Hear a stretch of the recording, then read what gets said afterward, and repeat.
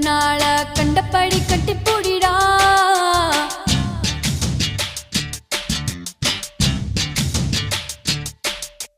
கட்டில் வரி போட போறேடா வரியே கட்டி விட்டு கட்டி போடிடா கட்டில் வரி முத்தம் தானடா வரியே மிச்சமின்றி கட்டி மூடிடா கட்டி பூடிடா கண்ணால கண்டபடி கட்டி போடிடா எந்த இடத்தில் சுகம் மிக அதிகம் கண்டு